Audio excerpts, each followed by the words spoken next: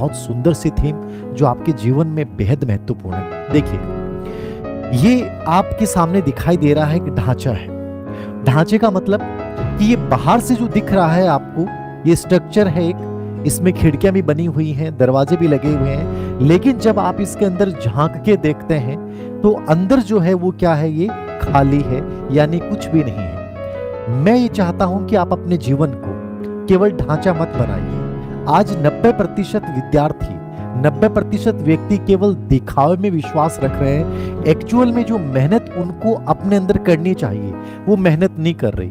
कोई भी मकान खूबसूरत तभी बन सकता है, स्थायी तभी बन सकता है, भूकंप रोधी तभी बन सकता है जब उस मकान के आंतरिक अंगों को बहुत अच्छे से काम किया जाए।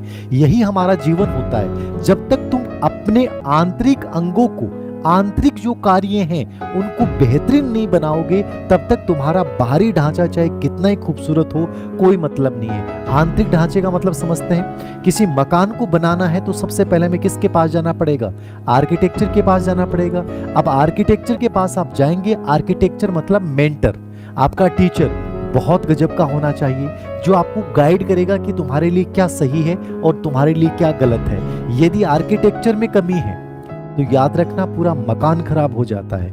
वैसे ही यदि टीचर में कमी है तो हमारा पूरा जीवन, यानी गाइडेंस देने वाला खराब है तो हमारा पूरा जीवन खराब हो जाता है। उसके बाद यहां से नक्शा बनता है, और नक्शा बनने के बाद उस नक्शा का मतलब समझ रहे हैं? आपने सिलेबस निकाला, एग्जाम पैटर्न को समझा कि किस किस चीज को कितने कितने दिनों में मुझे पूरा करना है, ये होता है नक्शा। स्टडी में भी यही नक्शा मोस्ट इंपोर्टेंट होता है। पहले दिन आपके टेबल पे नक्शा होना चाहिए कि मेरे सामने टारगेट ये है, इतनी मंजिल का मकान बनाना है, इस ग्रेड पे की नौकरी मुझे प्राप्त करनी है, तो उसमें क्या क्या चीजें होनी चाहिए। तीसरी चीज, अब आपको जरूरत पड़ेगी इसमें किन किन चीजों की आवश्यकता पड़ेगी, तो सबसे पहली चीज होती है नींव। नींव का मतलब क्या होता है? बेस। यदि बेस गजब का बना दिया तो आप चाहे उसके ऊपर ग्रेड फेस्ट बन जाए, कॉल लेक्चर बन जाए, आईएएस बन जाए, जोर नहीं आएगा। बेस का मतलब है तुम्हारी रेफरेंस किताबें, बेस का मतलब है एनसीईआरटी, आरबीएससी बोर्ड की किताबों से अपनों को स्टार्ट कीजिए, तो नींव गजब की रखिएगा। नींव के बाद इंपॉर्टेंट होता है सरिया।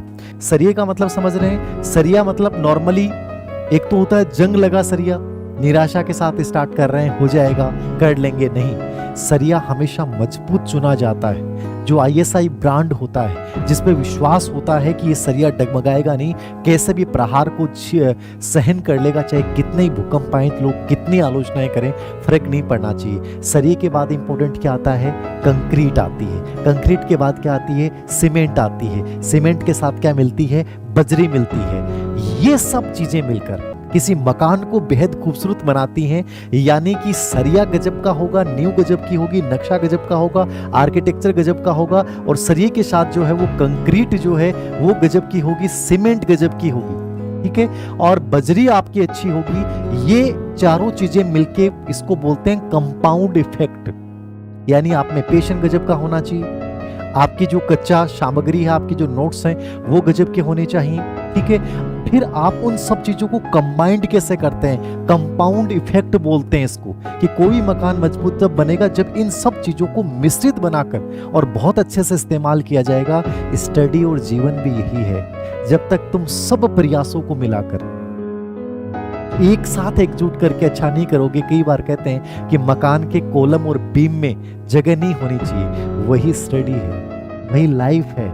यदि जगह रह गई ना तो लोग है ना नेगेटिव बातें भर भर के उस मकान को गिरा देंगे। तो नकारात्मक नहीं बनना है, सकारात्मक बनना है। और अच्छा मकान बनाने के लिए सबसे बेहतरीन काम ये करना है कि पहले इस मकान के जो आंतरिक कार्य हैं, यानी अपने इंटरनल वर्क इतने स्ट्रॉन्ग बना लो कि कोई बिखेरने की कोशिश करे तो भी नहीं बिखेर पाओ। तो बाहरी सुंदरता स्थायी है, स्थायी सफलता प्राप्त करनी है। आज से वर्क कीजिए इन सब चीजों को समझ के।